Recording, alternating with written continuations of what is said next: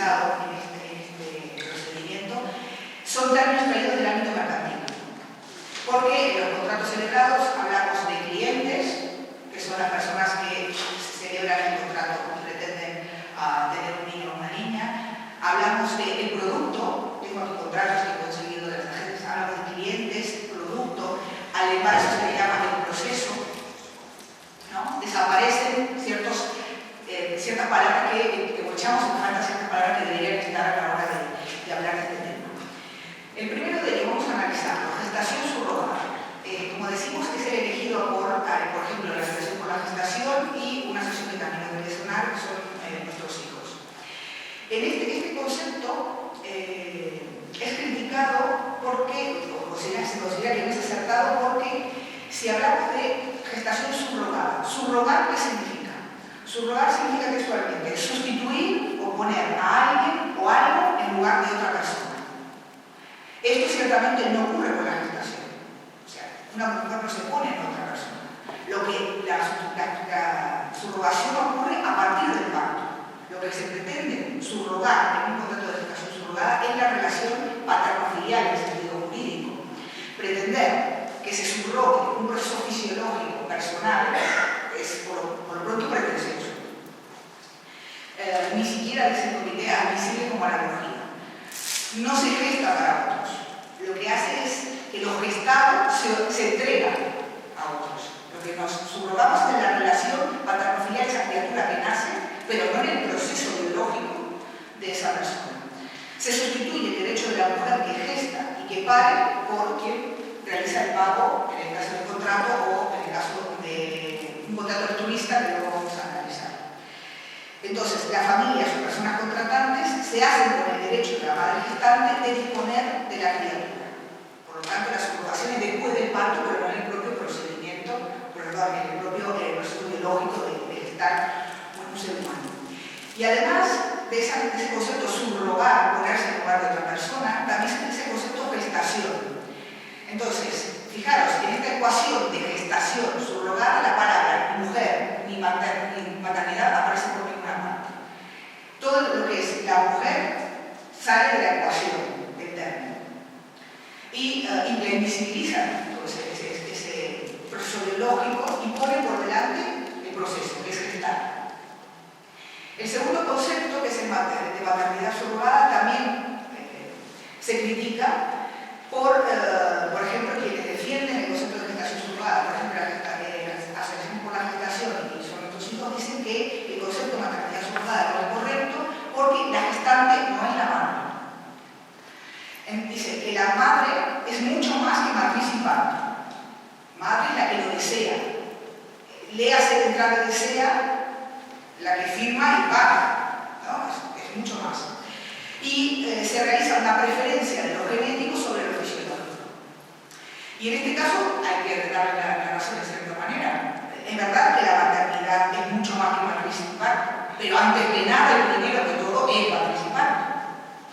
Por lo tanto, primero es una cosa y luego nos viene la siguiente. La relación biológica que va desde la concepción artificial al parto es insustituible y por lo tanto no es subrogable.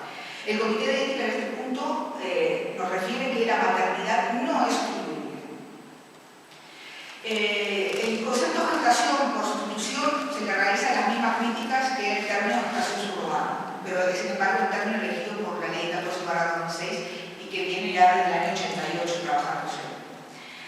El último concepto utilizado para definir es el de vientre de alquiler, que es el definido por las asociaciones feministas. En este caso, el concepto vientre de alquiler, también el Comité de Ética nos dice que es incompleto.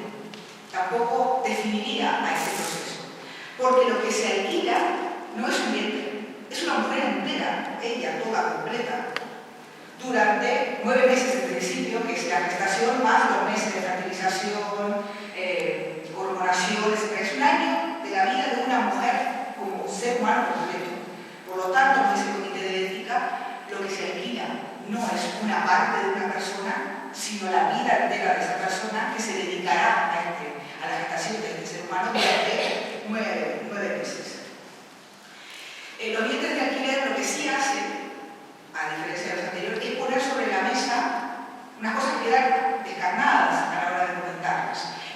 también se la ha tachado por las acciones que están en la defensa del término, por ejemplo, de gestación subrogada, de amarillista, lo habéis escuchado, de demasiado directo, por decirlo de alguna manera. Este concepto lo que se hace es poner sobre la mesa, primero, que existe un cuerpo.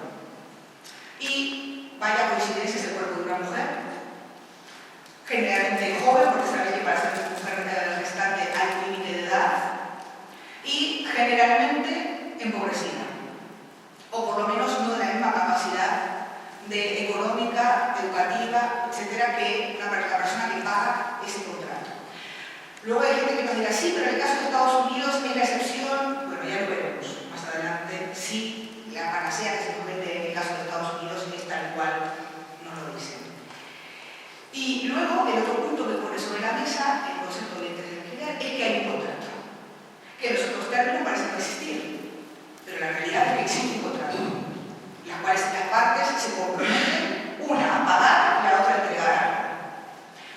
Y luego, de la legislación gratuita también hay un contrato, lo que ocurre es que no aparece el concepto como pago, sino como retribución, fijaros el concepto, por las molestias.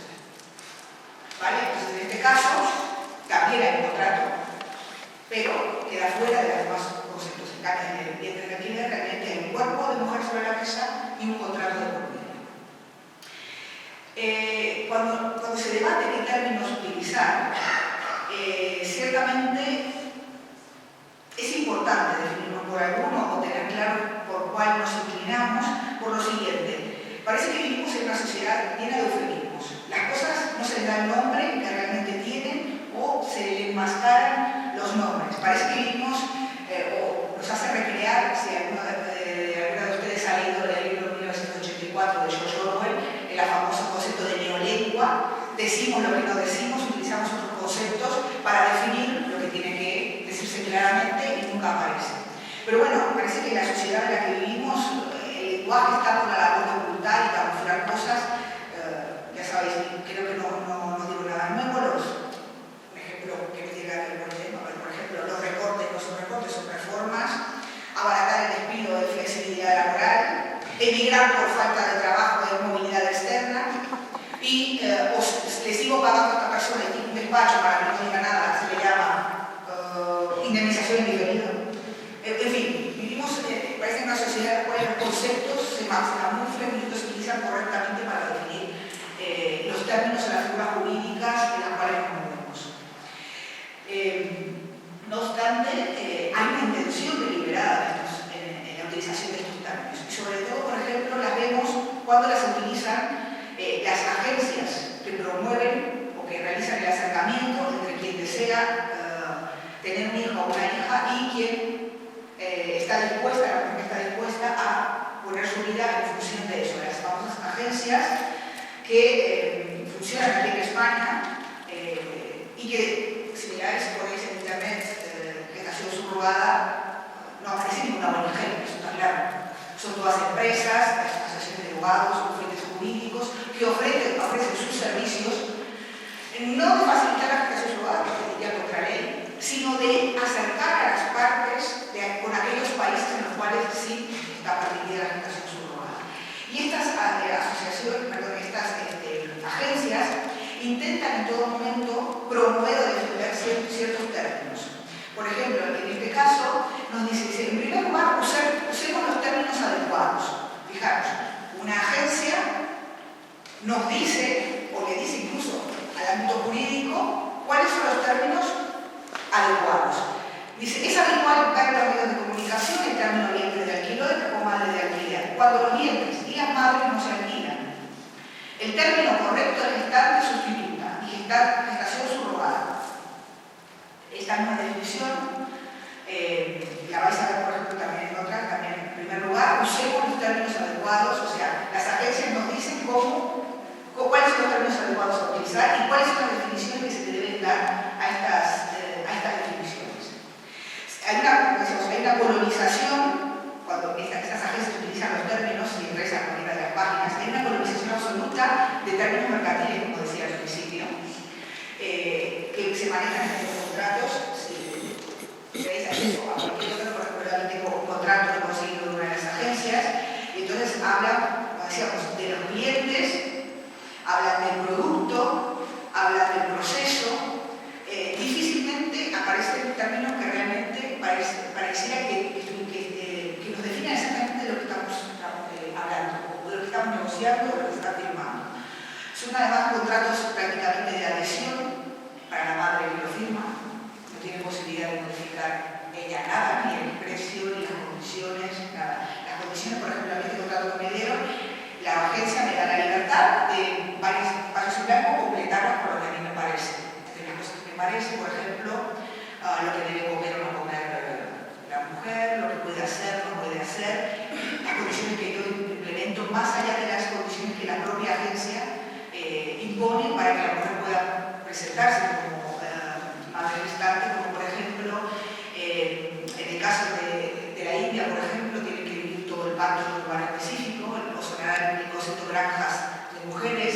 En el caso de Ucrania también se les impone que los últimos 3 meses vivan en una casa específica. En el caso, por ejemplo, de Estados Unidos, los últimos meses tienen que estar en el estado donde se permite la gestación subrogada, porque si van a un estado, en un viaje, imaginaos que en un viaje se va a un estado que no está permitido y lo pare ahí, el contrato de gestación subrogada se lo muere, porque ha parido en un estado donde no está permitida la gestación subrogada. O en el caso de esta agencia que ha ofrecido, por ejemplo, que le puedo dar la opción a la madre de que ella se quede de su casa, pero que yo tengo el derecho de imponer inspecciones a la madre.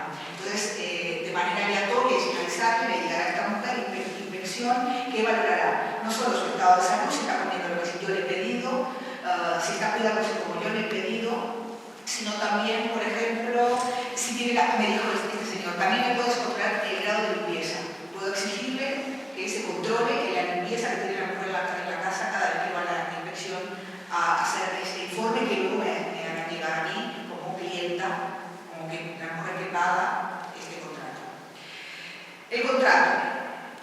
Bien, este famoso contrato de gestación subrogada también nos ofrece definiciones dispares. No es lo mismo la definición de este contrato que tengo aquí para las personas que están a favor de la gestación subrogada como para aquellos que no están a favor de la gestación subrogada.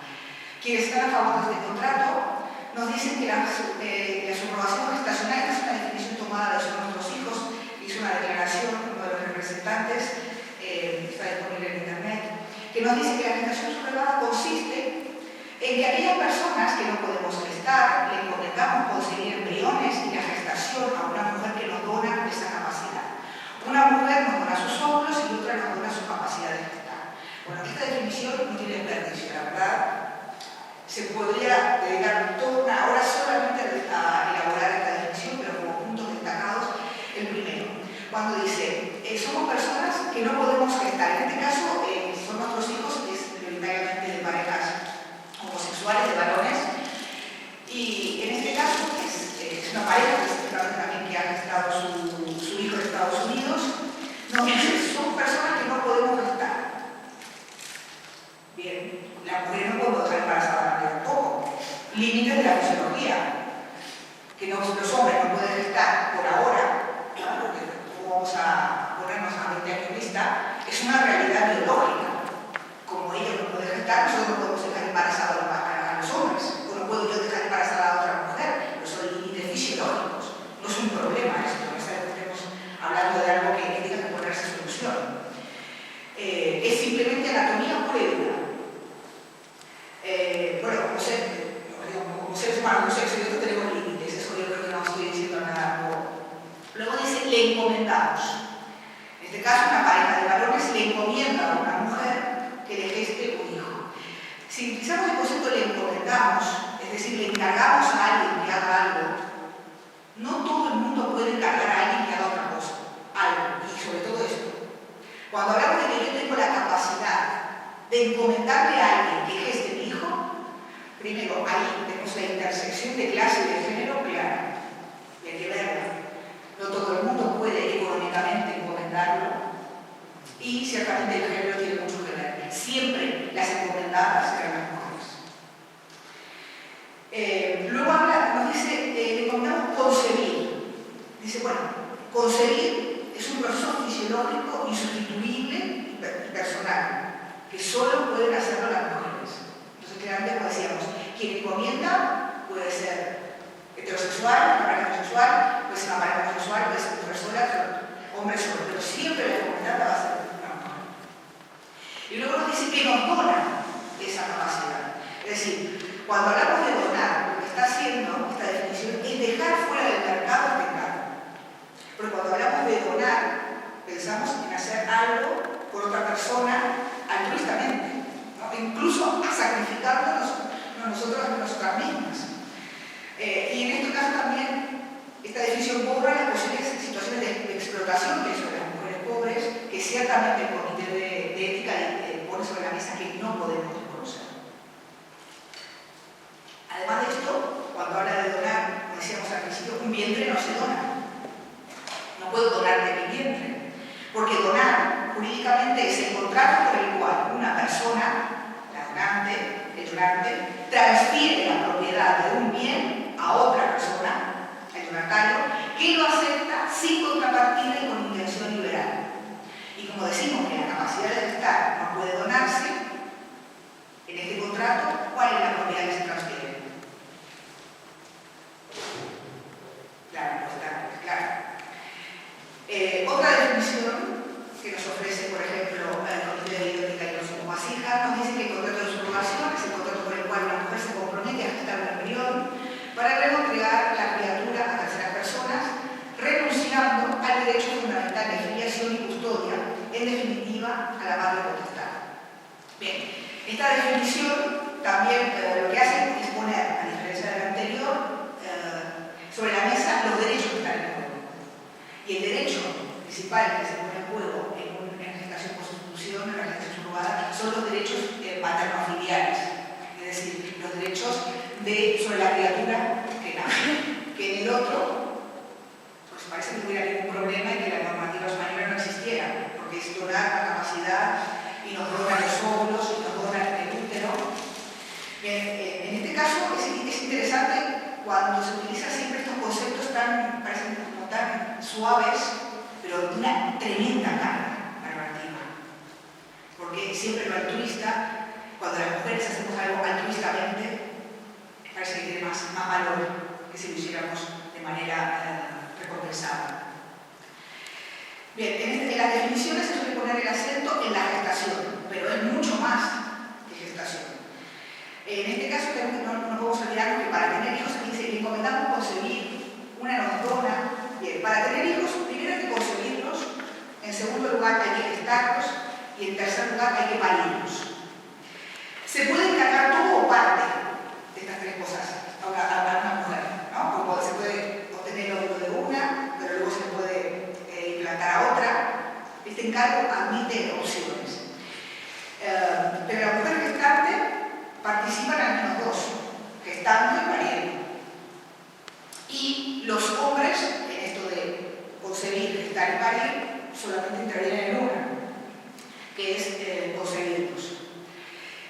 Bien, para poner un poco de números, que siempre me gusta traer en los números que nos ilustran, cuando hablamos de contratos de gestación subrogada, no podemos perder de vista que en el caso de las técnicas de reproducción asistida, España es un país de Europa líder en cuanto a cifras, al tal punto que se considera destino se llama turismo reproductivo. España es destino de turismo reproductivo. Fijaros, es el país de Europa que más tratamientos de fertilidad realiza y el tercero del mundo por detrás de Japón y Estados Unidos. En 2014 se realizan más de 156.000 tratamientos de fertilidad. Tenemos que tener en cuenta que estas cifras van también asociadas a el total de adopciones internacionales que se han realizado en los últimos años. En los últimos años, las adopciones internacionales, en el caso de España, han caído un 72%. Hay más vientres de alquiler que adopciones internacionales en los últimos años. Y en este caso, hay una investigación de la Oxford Academy que nos dice que de estos vientres de alquiler niños, frutos de los vientres de alquiler que llegan a España, que se calcula, no hay cifras oficiales, pero se calcula de 800.000 anuales, de estos 800.000 anuales, más allá de la creencia popular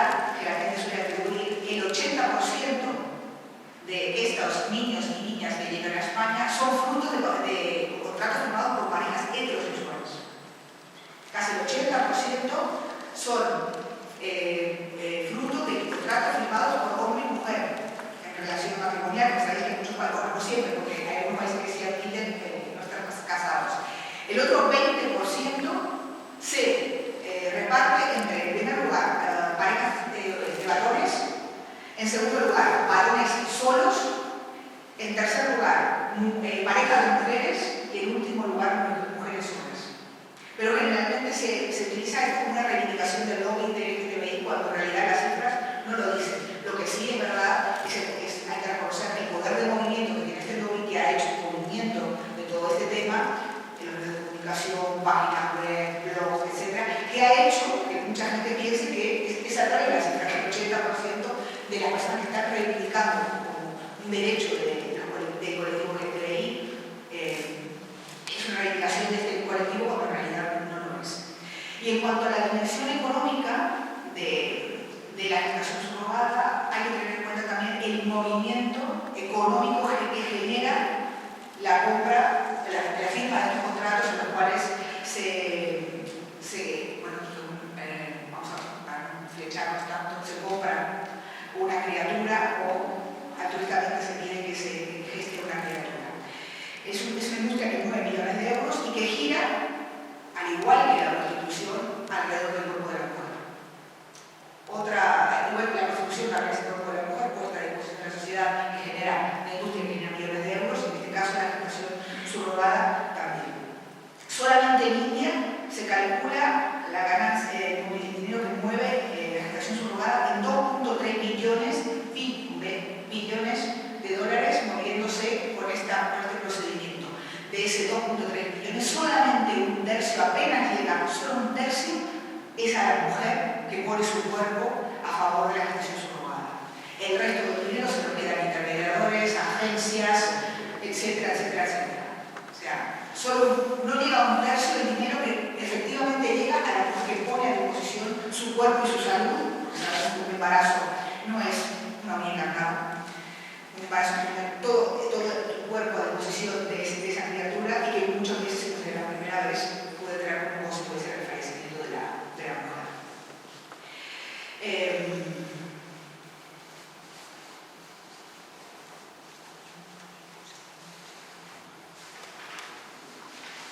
Bien, quisiera a continuación que podamos trabajar cuáles son las grandes bases, los grandes fundamentos por los cuales quienes defienden la gestación subrogada o en los puntos en los cuales quienes defienden la gestación subrogada se basan para la defensa de esta figura.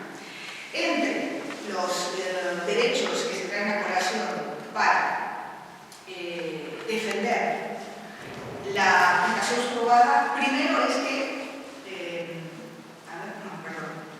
este es el segundo, bueno, lo dejamos así, es que existe el derecho a ser madre o existe el derecho a ser padre. O sea, yo tengo un derecho a ser madre. Como tal, ese derecho tiene que tener una expectativa de ser cumplido.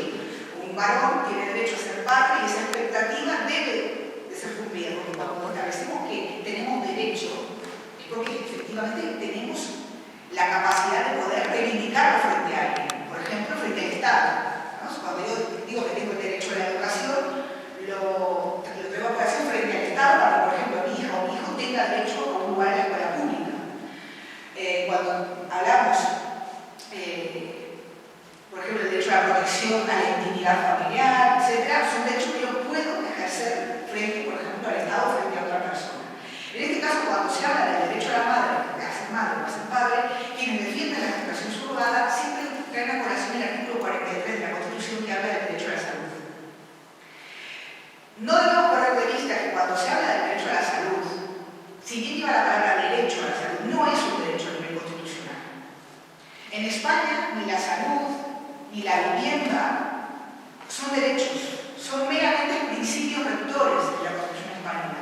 ¿Qué significa? Que hay una gran diferencia entre un derecho y un principio rector. El derecho yo lo puedo ejecutar contra el Estado. Un principio rector es algo que espero que el Estado lleve a cabo, pero no necesariamente puedo exigir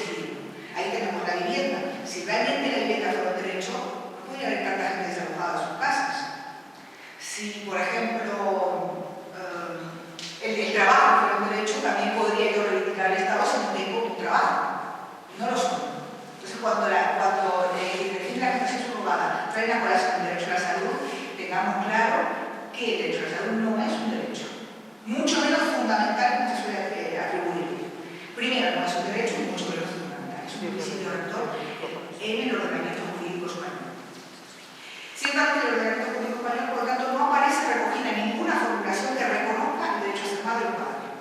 Se reconoce sí la protección de ciertos aspectos de la maternidad y de ciertos aspectos de la maternidad, por eso de allí se reivindican o se protege, por ejemplo, la baja maternal, los permisos paternales, por ejemplo, que la mujer no sea despedida en situación de embarazo, pero son protecciones específicas de la maternidad y la paternidad, pero no yo mi derecho a exigirle al Estado que yo sea madre.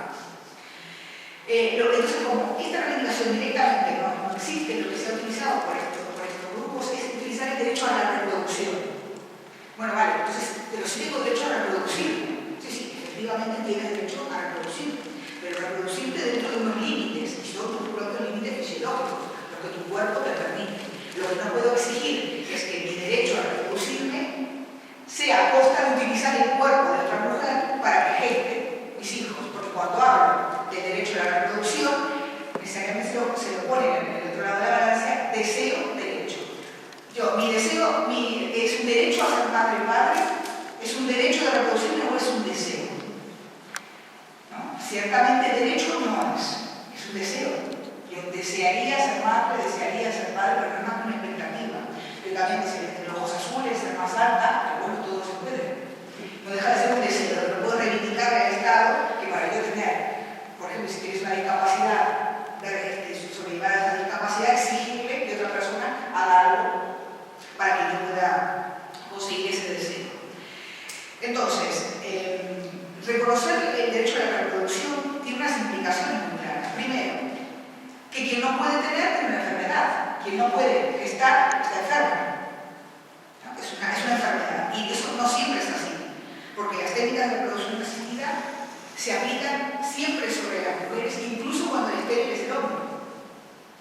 Y luego supone aceptar que es la única manera de tener familia. Y eso no es así. Hay otras opciones de formar familia. No necesariamente tenemos que tener hijos biológicos o genéticos para poder tener una familia. Y luego, como decíamos, esta calificación entre deseo y necesidad, equiparar deseo a necesidad básica siempre ha traído en esta ecuación una subordinación femenina y un determinismo biológico. Siempre. El deseo de tener hijos no queda allí. Si digo yo tengo derecho a tener hijos, no, en este caso, en este procedimiento tengo derecho a tener hijos genéticamente propios. Es un plus. Porque el gran problema de estas parejas no reivindican tener una familia, se estarían peleando por la adopción. Reivindican que yo tengo derecho a reproducirme y tener un hijo por mis genes. Y bueno, resulta curioso también que aún sin poder tener consagrados ciertos derechos que entendemos o deberíamos entender, por ejemplo, cuando consultamos al alumnado de la primera clase, digo, bueno, hagamos una lista de cuáles son nuestros derechos que realmente el alumnado siempre coloca en esa lista, vivienda, sanidad, ninguno de esos derechos está conseguido. Y estamos peleando por otros derechos, por ejemplo, tener un hijo genético, cuando nosotros no estamos conquistados. Y curiosamente, siempre estamos reivindicando derechos sobre el cuerpo de la mujer. Como también este es un tema que también nos trae a colación otros temas como el aborto, por ejemplo, ¿no? Siempre estamos reivindicando derechos sobre el cuerpo de las mujeres. Eso lo que nos está diciendo es que los derechos sexuales y reproductivos de las mujeres siguen sin estar afianzados, siguen sin estar consolidados. Aún queda esa lucha por la consolidación, sí el reconocimiento legal que está conseguido, pero fijaros, no es un reconocimiento inmutable, porque hace poco históricamente, hace poco el gobierno actual y el anterior nos proponía una nueva ley para la interrupción voluntaria del embarazo. Cuando ya pensábamos que estaba conquistado la decisión sobre el propio cuerpo, ¿no? En determinadas semanas poder decidir sobre el propio cuerpo, se suplanta una nueva ley que tira por tierra esos derechos reproductivos y sexuales que considerábamos consagrados. Se pelea, es una pelea feminista, se consigue parar esa ley, pero no obstante hay una modificación de esa ley por el actual gobierno en el caso de las menores de edad. Fijaros, también es curioso en este caso porque se autoriza a una menor de edad hacerse cualquier tipo de cirugía plástica, ponerse, sacarse, subirse y bajarse, pero no se le permite decidir sobre su sexualidad. Lo estético sí, lo reproductivo no. Bien, en este caso, cuando confundimos un derecho con un deseo, ¿qué es lo que ocurre? Cuando yo deseo algo, lo compro, lo pago. ¿Quiénes podemos desear cosas? Quienes pueden pagarlos, y quien puede pagarlos no es todo el mundo. Entonces, necesariamente hay una diferencia. Y cuando alguien puede desear, cuando alguien desea algo, puede comprar y los demás no, se transforma en privilegio. Entonces, en definitiva, el privilegio de una parte de la sociedad que puede pagar por tener hijos propios y el resto de la sociedad no puede pagarlos. No estoy diciendo que todos pagamos, no reivindico que todo el mundo pueda pagar por esto, sino que debemos interpelarnos sobre cuando yo transformo un deseo en realidad, es porque lo he podido pagar. Comprar. Entonces, en este caso, cuando se mercantiliza todo este tema, hay un mercado y en ese mercado hay desigualdades entre quienes compran y entre quienes venden, y generalmente las mujeres que venden no son ricas, no son universitarias, ni hay hordas de mujeres en las calles manifestándose porque quieren gestar hijos ajenos. No, también se habla, ¿no? Porque, claro, ¿en qué países hay mujeres deseosas de altruistamente donar estas capacidades? Y cuando vemos cuáles son esas mujeres, ni son universitarias, ni son de grandes empresas, que dicen, bueno, me tomo un año sabático para tener mi piso. Las mellizas de Nico Hernández, por ejemplo, este señor me cae tan fantásticamente que no conozco de nada, porque ni siquiera habla mi idioma, pero que altruistamente, no como si las mujeres ucranianas tuvieran un deseo más allá de lo razonable por gestar hijos e hijas para otras personas, o las mujeres estadounidenses tuvieran esa necesidad biológica de gestar hijos para otras personas. Más cosas. Que defienden un marco legal que legitime usar el cuerpo de una mujer a cambio de dinero, sostienen que toda persona tiene derecho a ser madre o padre, pero olvidando algo elemental, que todo derecho tiene límites y no puede ejercerse contra el derecho de las demás personas, y esas demás personas somos las mujeres.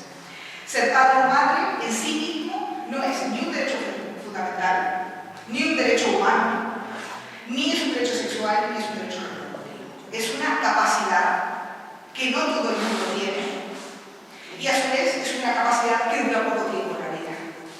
Que no es que podamos ser madres toda la vida.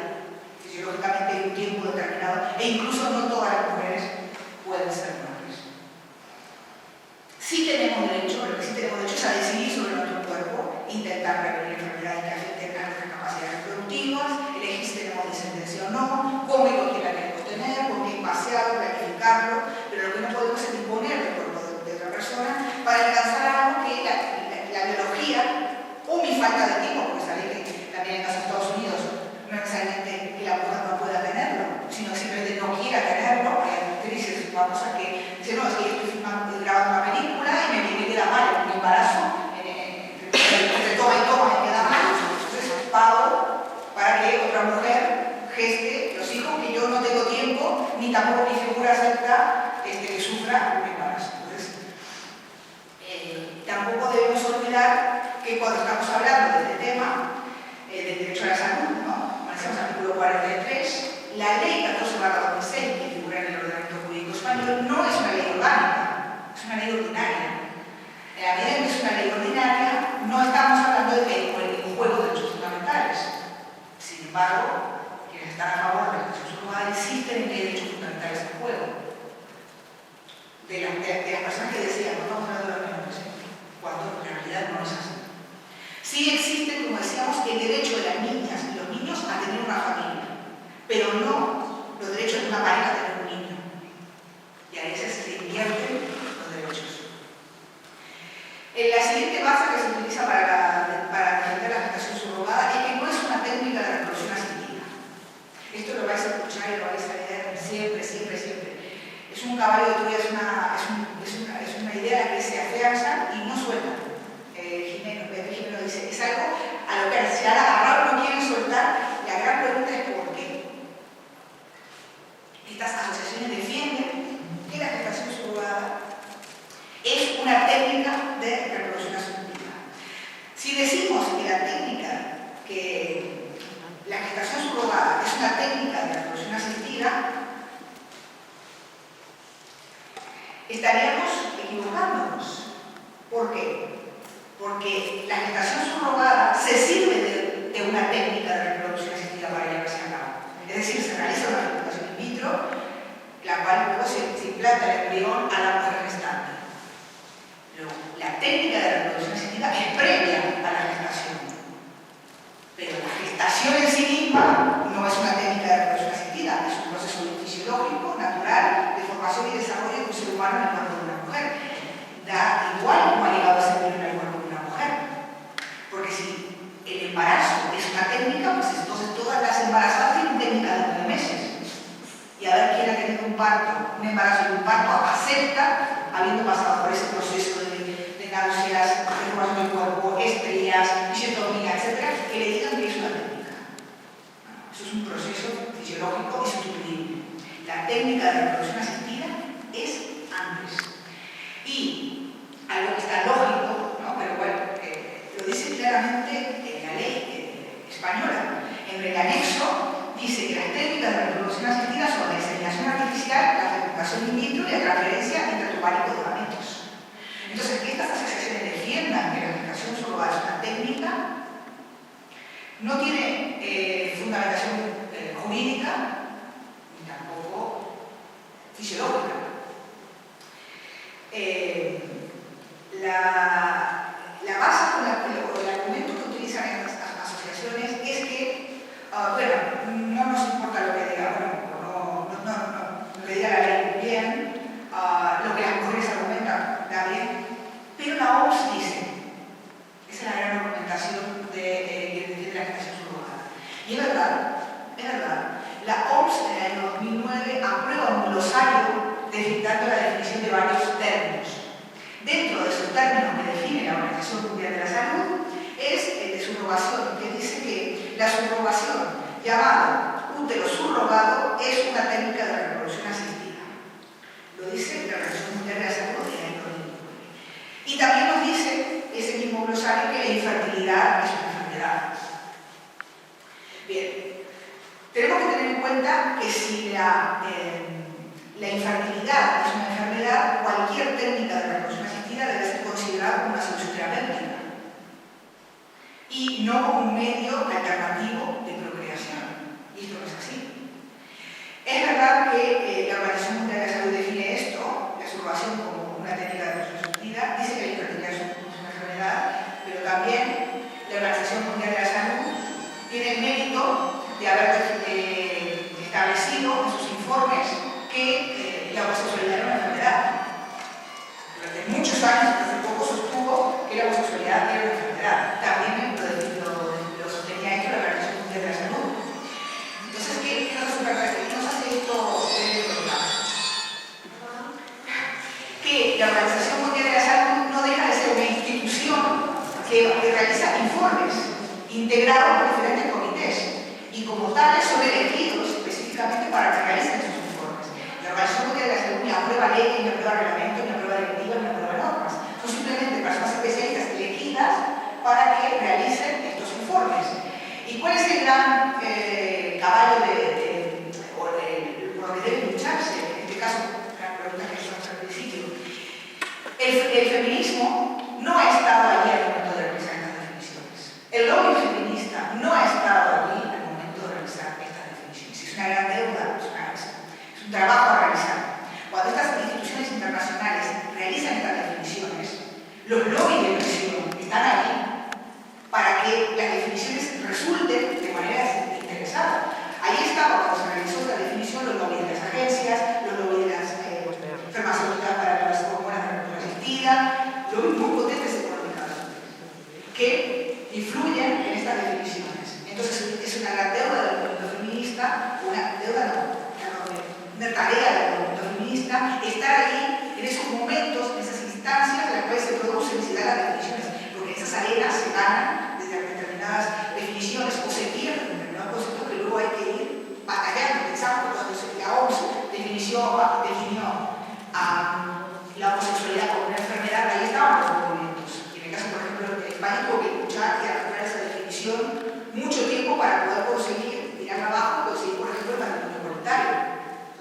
que arrastramos y hay que tirar abajo. Lo mismo pasa, es verdad que la Úrsula dice, pero eso no es palabra sagrada, simplemente hay que reflexionar sobre cuando se realizan estas definiciones hay que estar ahí, porque son instituciones que luego marcan pautas.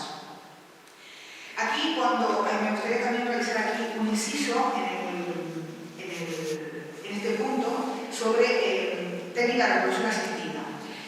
Lo que sí, como decíamos, es una técnica de reproducción asistida es lo anterior, ¿no? Es cuando se realiza la unión del óvulo y el espermatozoide fuera del cuerpo materno, fuera del cuerpo de la mujer, la fecundación in vitro, ¿no? In vitro para eso significa fuera del cuerpo, que es de vidrio, significa, ¿no? En el laboratorio se realiza.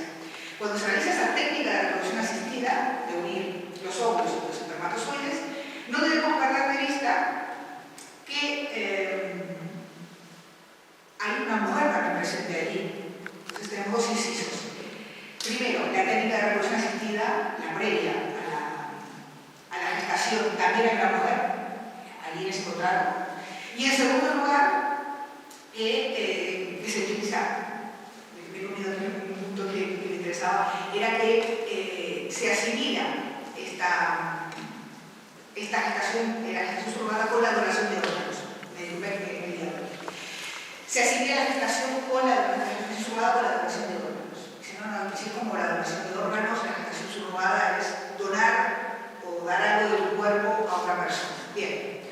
Cuando se utiliza esta asimilación, que es gestar para otra persona, y donar órganos, es lo mismo, hay una gran diferencia. En primer lugar, la donación de órganos tiene una finalidad terapéutica. La persona recibe un órgano para salvar su vida o obtener una mejor calidad de vida, no para satisfacer un deseo. O sea, se le va la vida a la donación del órgano. Está pensado para salvar vidas y mejorar calidad de vida, nunca para satisfacer un deseo. Es una clara diferencia. Luego, el órgano cumple una funcionalidad fisiológica dentro del cuerpo humano. Pero la gestación subrogada no puede considerarse un órgano, ya que solo es posible dentro de un todo, que es el cuerpo de la mujer. Por eso esto de que nos dona el útero, solo el útero, no es real. Y luego, tener que tener en cuenta que el embarazo es un proceso fisiológico, no es trasplantable de ninguna manera. Y por último, que una mujer no puede considerarse donante de su embarazo porque la donación del propio cuerpo está prohibida por ley. Hay una regla de la ley 2012 que prohíbe la donación del propio cuerpo, por lo tanto, tampoco jurídicamente nos entra este argumento. Y luego sí, quería comentaros, el otro inciso es que las técnicas de reproducción asistida requieren de la participación de otra mujer, como decíamos, la que dona los ojos, ¿no? En esa previa implantación tenemos varias mujeres en el proceso. Fijaos, tenemos la mujer que dona los óvulos, la mujer que gesta, luego tenemos a otra mujer que será la madre legal de esa criatura, incluso podemos seguir haciendo la cadena de mujeres y luego tenemos otra mujer que cuide a esa criatura, ¿no? Son cadenas de mujeres que siempre tenemos en las actividades reproductivas. En esto había leído algo, dice, bueno, cuando se eligen los óvulos para la técnica de reproducción asistida, se da la situación de, por ejemplo, una pareja morena, más bien baja, pues elige un óvulo de una mujer del este, de rubia, de ojos celestes. Luego, ese óvulo de una mujer rubia y de ojos celestes lo engendra una mujer india, que nos sale más barata que una americana, para parirlo, y luego pues esa criatura vendrá a Europa a que lo críe una mujer de América Latina, ¿no? Es todo ese proceso que tenemos en este libro. Bien, el inciso que quería comentaros es que esa mujer que dona el óvulo para que esa técnica de reproducción asistida se lleve a cabo, también se nos vende como algo altruista.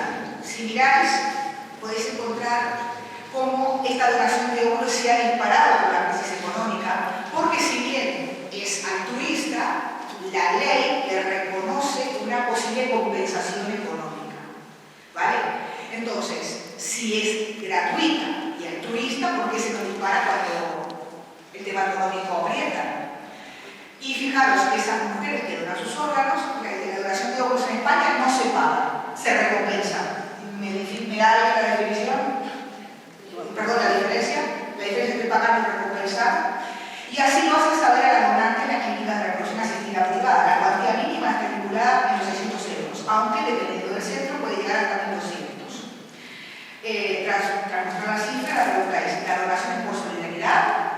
por dinero.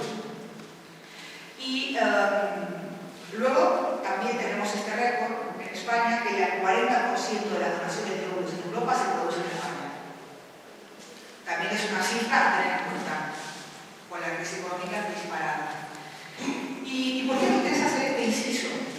Porque, en primer lugar, vais a encontrar, también si busquéis en internet, mucha información y propaganda sobre donar tus óvulos. Entonces, la donación de óvulos es un acto voluntario, altruista y solidario. Fijaros, solamente falta la música lenta ¿no? Para que ya nos quedemos envueltas en un mar de altruismo, solidaridad, solamente faltan los unicornios saltando entre los anuncios para ver todo este mundo bello que la mujer consigue donando sus óvulos. Nos dice qué riesgo puede tener si dona óvulos y nos dice específicamente la agencia, prácticamente ninguno. Y luego vais a ver anuncios, hazte donante de óvulos, dona y podrás hacer felices a otras mujeres que lo necesiten. Haz algo grande, dona lo más pequeño. Infórmate sobre la donación de óvulos y aquí nos dice dona ilusión, regala vida, dona esperanza, regala oportunidad, regala sueños. Fijaros en las palabras utilizadas. Que ciertamente no son los mismos conceptos que se utilizan cuando hay donación de semen. No se le dice al hombre, dona sueños, dona esperanza, dona sin problemas, haz algo grande, dona lo más pequeño. Esta misma publicidad no es utilizada para los hombres. A la mujer siempre se recurre a ese altruismo, que ciertamente, sabemos que hemos trabajado con este tema, es algo que aprendemos desde pequeña, forma parte de las características del género femenino, ese altruismo, ser para otros, como decía Simone de Beauvoir, o la ley del agrado, que dice Gabriel Valcárcel. Siempre las tareas feminizadas se valoran más cuando no se realizan desde lo económico. Si nos pagan por los óvulos, no. Si los donamos, huella de una familia, donamos esperanza, donamos ilusión, y permitimos que otra mujer, otra familia, otra pareja tenga lo más importante que es ser padres genéticos. Bien, esta donación de óvulos se denomina ovodonación, que es la obtención de óvulos. Y tenemos que tener claros y claro que la donación de óvulos es bien diferente, como decíamos al principio, de la donación de semen. La donación de semen no necesita mucho. Cuarto oscuro, revista, recipiente y una toallita. La donación de óvulos es mucho más compleja y generalmente no se suele informar a las mujeres que realizan esta donación de los riesgos que trae aparejada la donación de óvulos. Si queremos encontrar en internet también la referencia a la donación de óvulos, nos dice, si dono óvulos, ¿tendré problemas para tener hijos en un futuro? No. Cada mujer nace con un número fijo de óvulos y solo ovula, o sea, una media de 2 millones y solo ovula unos 400 durante toda su vida reproductiva. Por lo tanto, es casi como un dato que te sobra, lo que no vas a utilizar. Bien, ¿qué es lo que ocurre con este tema? Bien. Cuando la mujer realiza, primero cuando se realiza la elección de estas mujeres que van a donar sus óvulos, claro, estos son listados de gestantes que podéis encontrar en internet. Ahí está los detalles de cada una de las mujeres que se ofrecen. Si no les digo a ustedes que son de gestantes, perdón, de posibles donantes de óvulos, ¿qué pensáis con este catálogo? Da la duda, ¿verdad? No parece ciertamente un listado de mujeres que van a donar sus óvulos. Sobre todo luego porque se da la opción, podéis encontrar aquí en esta página, que es Biología en Gamas, podéis elegir, por ejemplo, qué disponibilidad tiene la mujer para viajar, para ir a donar los óvulos, qué colores de ojos tienes, qué tipo de cabello. Luego entráis a cada una de estas mujeres y vais a ver la talla, el peso.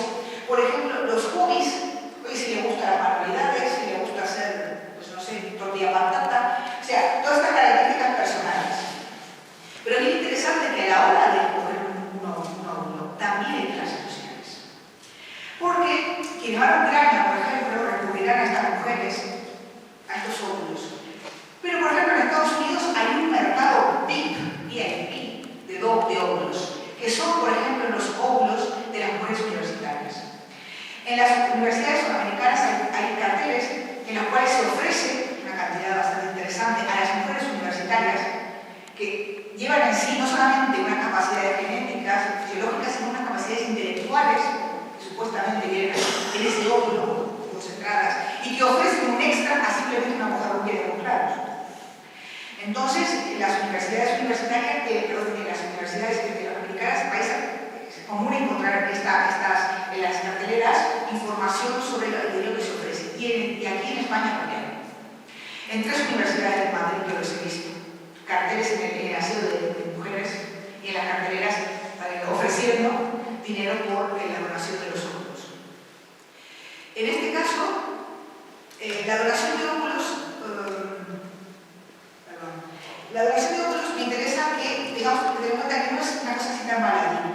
A la hora de donar óvulos hay 3 etapas que la mujer debe pasar. Primero, se tiene que autoinyectar hormonas sintéticas para poder conseguir sus óvulos. O sea, debe inducir una especie de menopausia para que el doctor o la doctora controle la maduración y la liberación de los óvulos. En segundo lugar, esa mujer que va a donar los óvulos tiene que sufrir lo que se denomina superovulación, es decir, fomentar la maduración de muchos óvulos simultáneamente, porque las mujeres producimos un óvulo mensualmente. Pero ahí, con esta técnica, se produce la estimulación de muchos óvulos a la vez. A tal punto que sin ninguna vergüenza, las técnicas,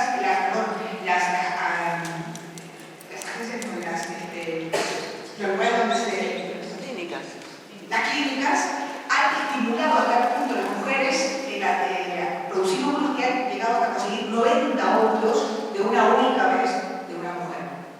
Imaginaros cuánta superovulación tiene que haber para que de uno pasara a 90. Y en tercer lugar, hay una inyección final para liberar los óvulos. Y por último, bajo anestesia y con un catéter y aguja insertado por vía vaginal, se retiran los óvulos. Donar óvulos ciertamente tiene riesgos a corto y a largo plazo. A corto plazo, esa mujer que dona sus óvulos de manera altruista, volvemos a recordarnos, puede padecer hemorragia interna, perforación de ovarios, derrame de folículos, torsión de ovario que le lleva a la pérdida de su propio ovario, oclusión intestinal. Y a largo plazo, ¿cuáles son las consecuencias de que una mujer altruistamente done sus óvulos? No se conocen. ¿Cuáles son los efectos todavía secundarios que esas hormonas que estas mujeres reciben tendrán como consecuencia? ¿Por qué? Porque no se ha investigado. No hay gran interés en saber cuáles son las consecuencias que fisiológicamente van a traer estas mujeres al someter a su cuerpo esta superovulación para donar esta cantidad de óvulos que cada clínica quiere obtener de una única vez. Entonces, cuando las mujeres firman esos consentimientos informados, son consentimientos informados muy vagos. No especifican los riesgos, porque ciertamente dicen que no es lo mismo que un consentimiento informado diga que no hay estudios sobre los riesgos asociados, por ejemplo, al cáncer, a que nos digan que no se producen o que se desconocen, o que no se sabe si hay riesgos asociados. No es lo mismo. No se sabe por qué, porque no se ha investigado, porque no ha habido interés. Pero sí hay artículos que han ido apareciendo en prensa, en las revistas especializadas en medicina, sobre los riesgos asociados a esta hiperestimulación que reciben las mujeres que donan sus óvulos. Os recomiendo que veáis en internet este documental que se llama La historia de Mavi, que específicamente es una mujer que ella también, convencida de que hacía un bien a otra mujer y a otras familias, puso su cuerpo a disposición de la donación de óvulos. Llegó a donar hasta 8 veces óvulos. En la quinta donación de óvulos sintió que tenía un bulto en el pecho. La agencia la mandó a hacerse una mamografía. Esa mamografía dio un bulto, la agencia le ocultó cuál era el resultado de ese bulto. Volvió a donar después de esa mamografía y esta mujer le fue diagnosticado un cáncer de grado 4 con metástasis asociado a la hiperestimulación recibida en esas 8 donaciones que recibió. Esta es ella, el tratamiento, una carrera que se hizo para recuperar, para conseguir fondos. Os recomiendo realmente porque esto es en primera persona la historia de una mujer que ha realizado la donación. Y luego, pues hay muchos artículos, cuáles son los riesgos de tratamiento de gonotropinas, muchos artículos sobre los riesgos de la donación, especialmente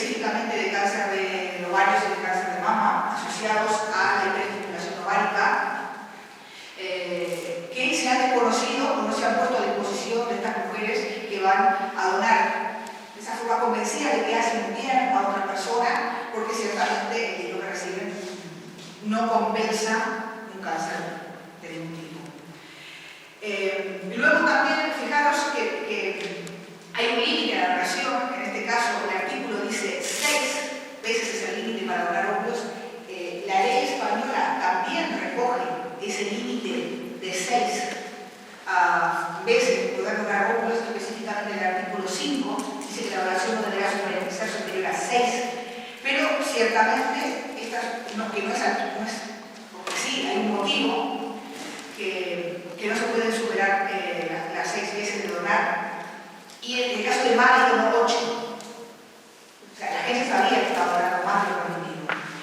Y también os recomiendo, en este caso, que es una batalla legal que llevó a cabo el marido de Cari Meñas, que también es una donante de óvulos, que tuvo un cáncer cerebral, y se hizo un documental que se llama Exploitation, aquí es el nombre, la industria de la infertilidad, en la cual se explica todas las consecuencias que tienen la donación de óvulos, que no son menores y no son conocidas por las mujeres que donan, y son correctamente informadas de que esta técnica de reproducción asistida previa a la gestación también tiene sus riesgos.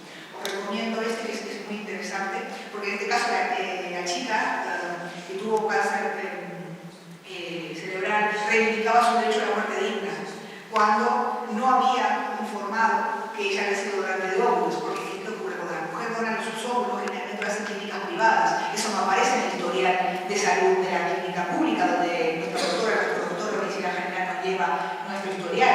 Generalmente las mujeres no hacen el traslado de esa información, es más, muchas tienen el estigma de no decirlo, o no quieren comentarse al resto de sus familias, etc. Es más, en el caso de Mali, sus padres no sabían que ella había sido donante de óvulos. Y entonces no hay una relación entre las clínicas privadas y la sanidad pública de conocer esa información. Luego también tener en cuenta que cuando el máximo son 6, las clínicas, imaginaos, si yo dono en una clínica 6 y luego necesito dinero y dono en otra, las clínicas privadas no se comunican entre sí. Queda en la responsabilidad de la mujer informar cuántas veces ha donado, porque no hay un registro general que lleve a cabo esto. Entonces, la mujer puede donar más veces sin saber que es perjudicial para su salud, porque vamos a ver, todas las mujeres que van a donar, dicen, bueno, voy a leer la ley 14/2006 antes de ir a la clínica. Pues no. Entonces, hay un riesgo asociado. Y entonces, Ana, yo creo que... ¿Cuánto? ¿Hasta qué teníamos para irnos? Tenemos que irnos a las 9:15, más o menos. Vale, pues entonces, bueno, tenía más cosas para comentaros. Tenía más cosas para comentar, pero bueno, luego puede quedar para el debate, sobre todo el hecho de que es peligroso, no solamente la gestación, porque la mujer pone su cuerpo a disposición de la gestación de ese óvulo, sino también esa mujer que altruistamente ha donado ese óvulo para llevarse a cabo la gestación. Y luego también esa otra tercera mujer, como los cuerpos de las mujeres siempre están a disposición y son los que sufren, la que dona los óvulos, la que gesta, como pone su cuerpo a disposición de esa gestación, y luego una tercera mujer, que es la que, por ejemplo, integra la pareja que ha firmado el contrato y que también tiene menos derechos, porque, por ejemplo, aunque sea suyo el óvulo que se gesta, esa mujer no va a tener ningún derecho de maternidad en el contrato de gestación por sustitución. El único derecho va a ser el del padre, el del reconocimiento de maternidad por parte del padre. La mujer, aún poniendo el óvulo, también queda fuera del contrato. Entonces tenemos 3 mujeres en ese proceso, las 3 con derechos reproductivos, con derechos menores, y 2 de ellas ciertamente poniendo su vida en juego. Y la última baza, que la podemos comentar en el 23, es que no existe regulación jurídica. Dicen, no, es que claro, solicitamos las agencias, solicitamos las estaciones son los hijos que se regulen. No, señoras y señores, regulado está, legislado está, lo que no está permitido. No debemos confundir no legislado con no legalizado. Legislado está. Y ese contrato es nulo de pleno derecho. Establecido específicamente por la ley 14/2006. Entonces, diferenciemos regulado, legislado está. Lo que no está legalizado. Y hay una gran diferencia entre no estar legislado y no estar legalizado. Y bueno, jurídicamente, en una línea, el Tribunal Supremo ha establecido que el conocimiento del orden público no corresponde, por ejemplo, que la gran base de este tema es la inscripción de las niñas y niños que vienen de fuera. Contra el criterio del Tribunal Supremo, la Dirección General de Registros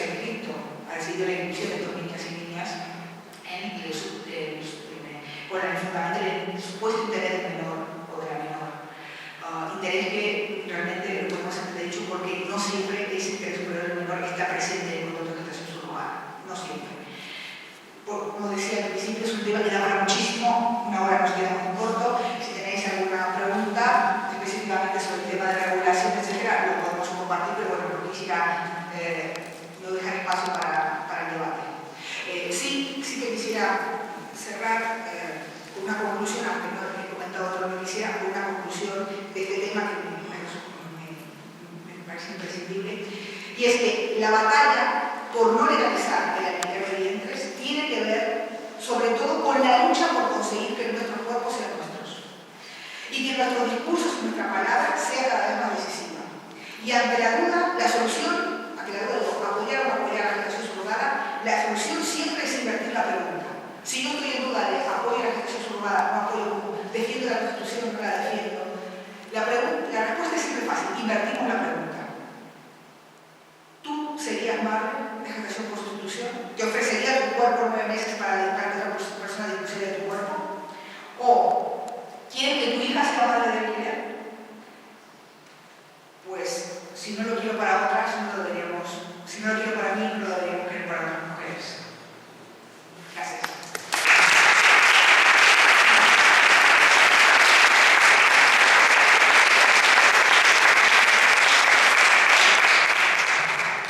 Muchísimas gracias, Alejandra. Has dejado de manifiesto que nuestros derechos no están conseguidos y que además peligran, los que queremos peligran. Se abre el turno de debate. Si queréis, bueno, pues levantéis la mano. A mí me surge una duda que has hablado un poco ahora al final, pero yo a veces he pensado. En España no es legal el tema de los vientres de alquiler. Entonces, las personas se van a otros países donde sí es legal, pero luego ese niño o esa niña cuando viene aquí, en concepto de qué viene. O sea, es mi hijo, ¿por qué? ¿Dónde? O sea, yo en ese país me darán un papel, imagino, como poniendo que es mi hijo, pero luego eso aquí es legal. Sí. Lo lleva al registro, tú has dicho que lo registran porque prevalece el derecho del menor en principio, pero entonces están cometiendo una ilegalidad. Sí. No sé. Sí. Bueno, me quedo un punto para hablar. Es esto que tú comentas justamente, y incluso yo tenía una propuesta de ley, hasta incluso tenía preparada una propuesta de ley. Bien, esto, en el primer tema, la situación jurídica, toda esta, cómo se resuelve este tema, se solucionó por un caso específico, que era en este caso 2 varones casados, tienen 2 hijos en Estados Unidos en el año 2008, y solicitan la inscripción en el registro civil de Los Ángeles, en este caso. Entonces, el consulado español niega la inscripción de estos 2 niños mellizos porque dice la ley 14/2006 prohíbe estos contratos, declara nulos de pleno derecho de universidad de contratos para la normativa. Entonces, cuando el consulado niega la inscripción, estos 2 padres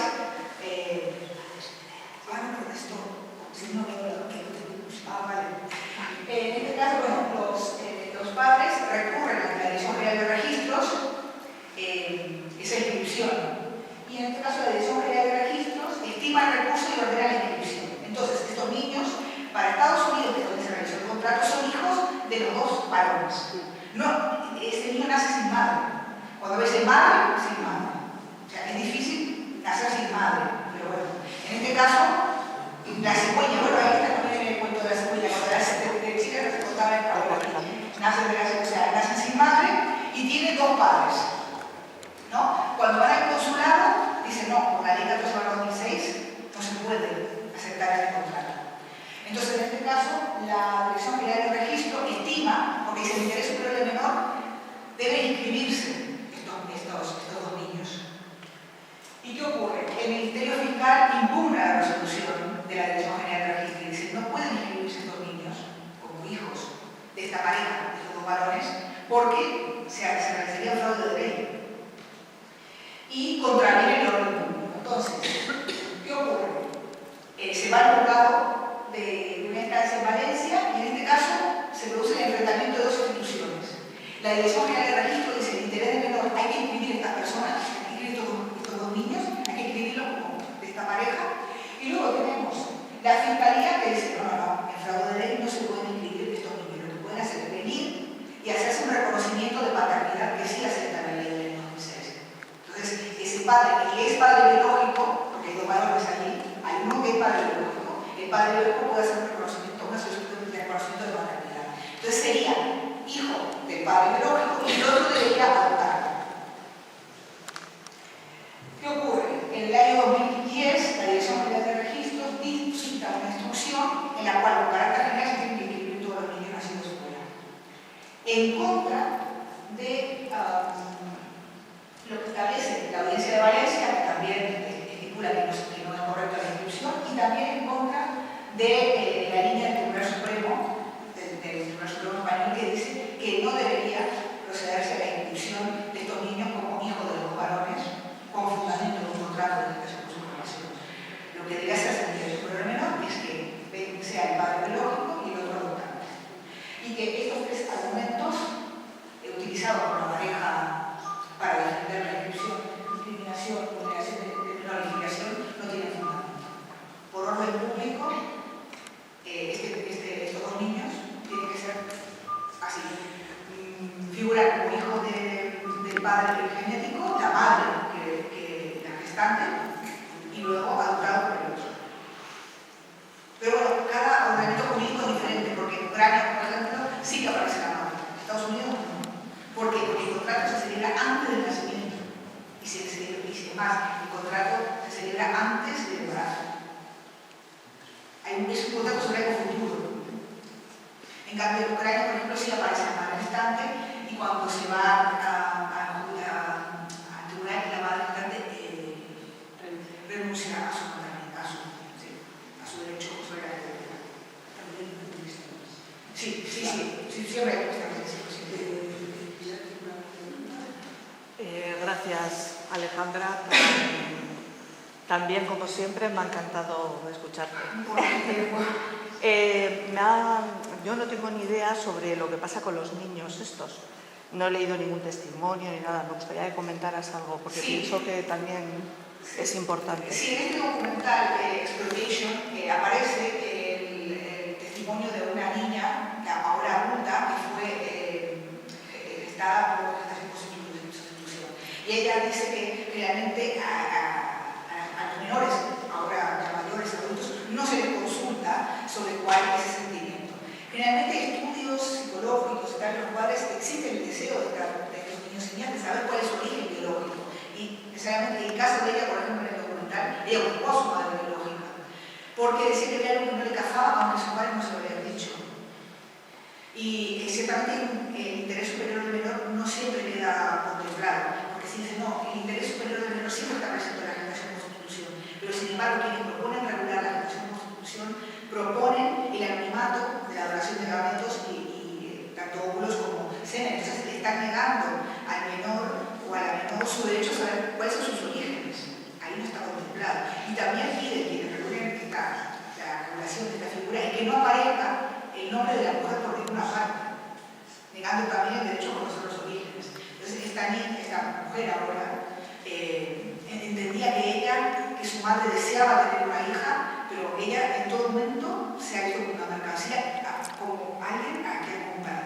Quisieron, fueron, le encargaron, la pagaron y se la dejaron.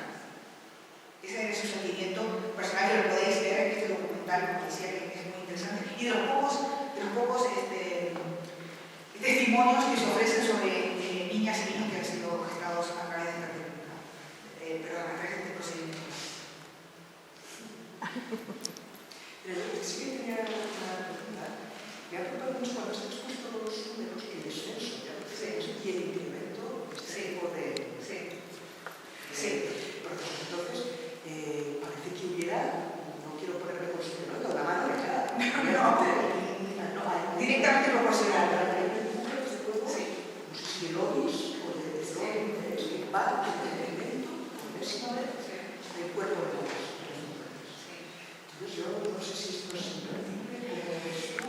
Bueno, el tema de las adopciones no es que sea complejo, sino que también es complejo, pero lleva mucho tiempo. ¿Por qué? Porque ahí sí el interés superior del menor es lo importante. Hay informes psicológicos, se va a su casa, se ve si efectivamente esa familia puede adoptar, no puede adoptar. En cambio, la gestación subrogada, todos esos informes desaparecen. Voy, pago y me lo traigo. Punto. Por eso se han producido situaciones como las que se han producido, los tiene que sonar, de este señor multimillonario o hipermillonario japonés que pagó a 14 mujeres a la vez para que tuviera 14 hijos e hijas como descendientes, y se los ha podido llevarse algunos, Tailandia específicamente, y él compró a la vez 14 hijas y como económicamente se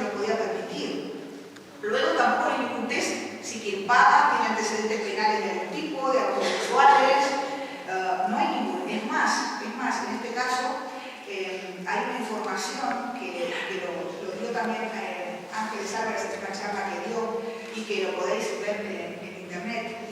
Varias agencias, bueno, específicamente algunas agencias se les ha relacionado con delitos sexuales. ¿Quieren impresionar? No sé si sí. Hay algunas agencias, lo podéis buscar en internet, hay algunas personas que dirigen agencias que están directamente relacionadas con temas de abuso de personas condenadas por abuso sexual. No hay ningún control, ni de quien lleva adelante este negocio, ni de quien paga, ningún tipo de control. En cambio, la adopción sí tiene todo un control que requiere todo un tiempo y todo un procedimiento. Sí, en realidad que debería acelerarse todos esos procedimientos para que efectivamente son niñas y niños que necesitan una familia sean acogidos cuanto antes. Porque, vamos a ver, el promedio de una gestación por sustitución es un año. En un año, la agencia te lo asegura, pero cuando hablé con la agencia dice, tú no te preocupes, 12, 14 meses tienes el crío en tu casa. Es como encargar algo a Amazon, te asegurar, ¿no? La fecha de entrega. Sí, si no, te devuelve el dinero. O sea, no tienes seguro. En cambio, una adopción internacional o una adopción dentro del Estado español requiere mucho más tiempo, no hay una fecha cierta. Pero por todos los controles jurídicos, psicológicos, físicos, económicos que llevan a cabo. No estoy diciendo que esos controles estén de más, ciertamente hay que acelerarlos. Siempre el interés de los menores y al menos están esperando, están necesitando una familia. Pero es que yo creo que aquí el tema es que no puede prevalecer el interés del menor cuando el menor no existe cuando tú firmas el contrato. Entonces es una cosa que está ahí un poco... No, en este caso también cuando estamos entre una adopción y una gestación por sustitución, estamos apostando por una persona que no ha llegado a este mundo por sobre un montón de criaturas que necesitan una madre, necesitan un padre, que ya están aquí y que rabiosamente necesitan de cariño y de una familia que les acoja, los críe, los cuide y los quiera. Pues desde el punto de vista del interés del menor, la subrogación legal... No, siempre sí lo ponen, sí lo ponen como baza para defenderla, pero el propio Tribunal Supremo ha dicho que no es el interés superior del menor. Y es además también las sentencias, las decisiones judiciales a nivel del Tribunal Europeo de Derechos Humanos, específicamente las últimas decisiones que hay sobre el caso Campanelli, específicamente dice que no es el interés del... Sí, que no es el interés del menor, no sé por qué parece por ahora, en fin, que no es el interés del menor que se realizan en este caso, la sentencia Paradiso y Campanelli Completaria dice específicamente que no es el interés superior del menor que se realiza la gestación por sustitución. Y quienes proponen una ley para regular este tema, hay muchos visos en las, por ejemplo, sabéis que hay un proyecto de ley, bueno, hay dos. En Madrid, por ejemplo, es propuesta de ley de gestación subrogada, que fue llevada a cabo por la Asociación de Gestación Subrogada en España. Esta ley tiene muchísimos agujeros y el interés superior del menor se patina por muchos lugares. No es exactamente el interés superior del menor. Bueno, esas departamentos, el neolenguaje que utilizas es eufemístico y la realidad es... por el Bueno, ¿tendríamos tiempo para una intervención más antes de que recojamos? ¿Alguien quiere decir algo?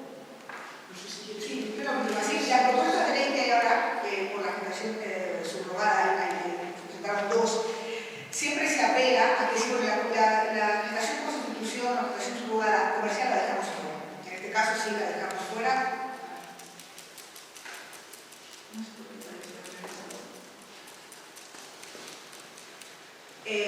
La dejamos fuera y directamente nos concentramos en la gestación altruista.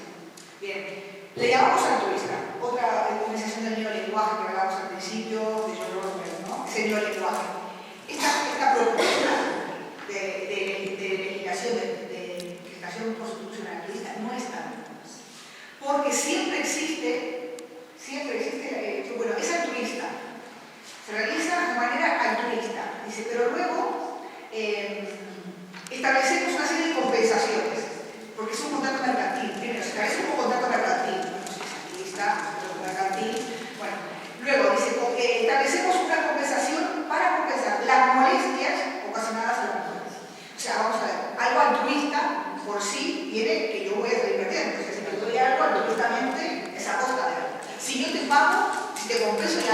el altruismo no sale por la cara. Sobre todo porque establece compensaciones por la baja de la madre, por la ropa que puede utilizar, por la comida que queremos que tenga, etcétera, etcétera. Y entonces, por ejemplo, puede ocurrir como en Canadá, que la gestación por sustitución en Canadá cuesta entre 45 y 60 mil dólares, la altruista, entre 45 y 60 mil dólares en Canadá, y la comercial en Ucrania nos cuesta 54.900 euros. Tengo que llamar a la agencia para que me encontrara. Tengo aquí la pero todo lo que me incluye, porque me van a regalar un teléfono, la canastilla, un libro, bueno, regalar un montón de cosas por el contrato. Sí, trae premios. Entonces, no le llamemos altruista a lo que no es. Cuando hay compensación, ya no es altruista. Y luego otra cosa muy peligrosa que está en esta propuesta de ley es el tema del aborto. Cuando la mujer decide libremente interrumpir el embarazo, apelando a la ley 2/2010 sobre interrupción voluntaria del embarazo, se le aplica una cantidad de penalizaciones. Si la mujer es libre, a ver, el único momento de libertad de la mujer es cuando firma. En cuanto pone la firma, la libertad de la mujer desaparece. Todo queda a criterio de quien apaga. Y entonces pone en juego un derecho que ha costado tanto como la interrupción voluntaria del embarazo. Porque si la mujer decide abortar aún cuando aborte por su propia salud, debe indemnizar a la agencia, a la parte y devolver todo el dinero que altruistamente ha recibido. Entonces, pone en juego otros derechos que sí, hay derechos ahí fundamentales en juego, ¿vale? Está el artículo 14, está el artículo 15, artículos de derechos en juego, como decíamos, con respecto al derecho de deseo, no. Entonces, este contrato tiene muchas, pero ha sido diseccionando este contrato, ¿no? Pero el tema del aborto está muy ahí cuestionado, el tema del altruismo, pero compensamos, más cosas. Bueno, aquí fijaros, es altruista, pero dice, la percepción de las compensaciones por gestación surrogada estarán exentas del IRPF. O sea, la propuesta de ley, ya que se basa altruistamente, no paga los impuestos. O sea, es altruista. Esa es la prueba de eso. Esa es la prueba del algodón del altruismo. Y luego también, fijaros, aquí, luego se contradice, hay que buscar, hay que hilar las propuestas de ley. Recordamos que una de las bazas de que defiende la gestación por sustitución es que no es una técnica, recordamos que la dijimos, es una técnica de reproducción asistida. Y la propia propuesta de ley dice, bueno, que se le debe contratar un seguro a la mujer que va a embarazarse por si se nos muere, ¿no? Hay que contratar un seguro para la mujer por si nuestra gestante muere, un seguro de contingencias, y dice que puedan derivarse contingencias que puedan derivarse como consecuencia de la aplicación de la técnica de reproducción asistida y posterior gestación. No hemos quedado que la gestación era técnica. No es la técnica. Tenemos la técnica previa, la fecundación in vitro, y luego tenemos la gestación, un procedimiento fisiológico transferible. Dice, y en especial en caso de fallecimiento, invalidez o secuelas físicas que puedan tener altruista. Bueno, no tiene desperdicio esta propuesta de ley, lo podéis también encontrar en internet, porque es muy interesante. Pues yo pienso que, bajo esta opinión, me parece muy bien, pero que toda España no apruebe esto. Pero porque se niega. disculpe, es que han matado a un niño a 9 meses por dinero y luego entregarlo, me parece deligrante. A mí no me... Bueno, es uno de los derechos, ¿no? La dignidad de la mujer, cómo se cosifica el cuerpo de la mujer y luego se mercantiliza al niño. Como decíamos, no puedo transferir, un útero no puedo donar, lo que dono es la criatura. Y la dono al módico precio de 54.900. Si en Ucrania voy con el todo incluido, un VIP, esto también, Ucrania es 54.900, el presupuesto que me pasaron, que incluye todo el apartamento donde quedarme, chofer de disposición, cama con cocina, desayuno incluido. Parece que tenía duda de si estaba firmando una gestación por sustitución o estaba yendo de vacaciones. Bueno, en el caso de Estados Unidos, y efectivamente, mercantilización, cosificación, dignidad, y por algo el Comité de Ética no está de acuerdo, y pero el principio principales organismos internacionales, el Parlamento Europeo, bueno, todas las organizaciones europeas están en contra de este procedimiento. Hay una pregunta ahí y ya la última, tenemos que recoger, ¿vale? Sí, le voy a preguntar que en eso me ha leído algún caso que también estaba hablando de que alguna mujer que ha sido de alquiler, que luego a lo mejor si de repente cuando se ve que a lo mejor el futuro bebé que a lo mejor hay un problema de salud, de repente claro, los padres que contraban el servicio de repente sus embarazadas no lo quieren, entonces a lo mejor se como cancela y la persona se ve embarazada, no va a recibir esa compensación por una turista y aparte de hacerse cargo de un niño también con la que nunca había pensado. En este caso, es decir, ¿qué tipo de amparo legal o lo que sea? Sí, pero ese es un caso que a mí me parece que me comentaba. Ahí tengo varias situaciones. Lo que planteas es primero, si la discapacidad o el problema de ese feto surge dentro de las primeras 14 semanas, si nace, si surge después, en el caso español, no, pensando. Pero claro, bueno, no puedo pensar en el caso español porque no estamos en el desembolso de un gran problema. Cuando tú firmas el contrato, tú tienes la potestad de, por ejemplo, a mí me permite a mí decidir el tema de aborto. Yo puedo decidir que la mujer aborte. Si la mujer no aborta, cuando yo decido, porque ¿cuál es la base de quienes defienden esto? Es que lo que tú llevas dentro no es tuyo, es mío. Que es otra puerta, porque si lo que tú llevas dentro no es tuyo, entonces cualquier persona puede decidir sobre tu cuerpo. Bueno, si tú no realizas el aborto y llevas a cabo llevas a término la gestación, es tu responsabilidad. Debes indemnizarme, en ese caso. Si llevas a cabo la gestación, por ejemplo, hay otro punto en el que en Rusia hay un orfelinato de niños que han nacido de gestación por sustitución con discapacidades que no pudieron preverse durante el embarazo. En este caso, un niño que nace con una enfermedad en la piel, que no recupera la piel, como si estuviera quemado todo el tiempo. Bueno, es el caso de este niño que muestra en el documental. Niños y niñas que no estaba prevista esa discapacidad. ¿Qué ocurre? Estos padres tienen un producto perfecto, sin taras, si lo pago, lo quiero bien, ¿no? Pensemos que igual esta situación no se daría si el hijo fuera tuyo, biológico, ¿no? En el caso, como lo pagas, lo quieres perfecto, lo quieres un producto defectuoso. Lo dejan en Rusia. ¿Cómo hacemos que esa madre, sin recursos y tal, vaya contra los padres, la pareja que ha pagado? Que inicie un juicio. No existe en el contrato responsabilidad por parte de esa padre que ha pagado. Porque recordemos que la agencia te representa a ti, no a la madre. Está bien, no representa a la madre. Entonces, si se puede pedir, tú puedes pedirlo dentro de un tiempo. Si tú no llevas a cabo el aborto, responsabilidad tuya y me indemnizas. Si decides llevarlo a término, como por ejemplo, en el caso de estas mellizas, que un matrimonio australiano encargó a una tailandesa, una niña nació bien, la otra con síndrome de Down, la pareja vino, se llevó sobre la sangre y dejó la síndrome de Down con la madre gestante, que fue toda una revolución que llevó a Tailandia a impedir la gestación por sustitución de personas extranjeras, porque fue un escándalo. En ese caso, ¿quién se ha hecho de la niña con síndrome de Down? La mujer gestante. Pero lo que tú planteas es que hay tantas opciones, tantas que puedo haber viene a la cabeza estas.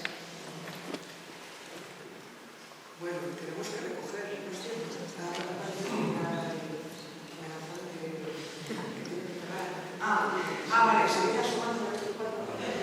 vale. Pero simplemente que es un tema con muchas aristas, muchas cosas para analizar. Cada punto de la ley amerita una reflexión, pero sobre todo siempre hagamos ante la duda pongamos nosotras o nosotros en ese punto. Lo haríamos nosotros altruistamente, pondríamos nuestro cuerpo a disposición de otra persona que decidiera sobre nuestro cuerpo durante un año, con las posibles secuelas incluso de muerte que puede llevar a traer aparejada en el caso de la donación de óvulos, que lo diré, que por favor, el documental, se trata de mujeres que han sufrido embolia por la sobreestimulación, o mujeres que se le han torsionado el ovario, y ha perdido ella por donar vida, se ha perdido ya su capacidad ahora de gestar.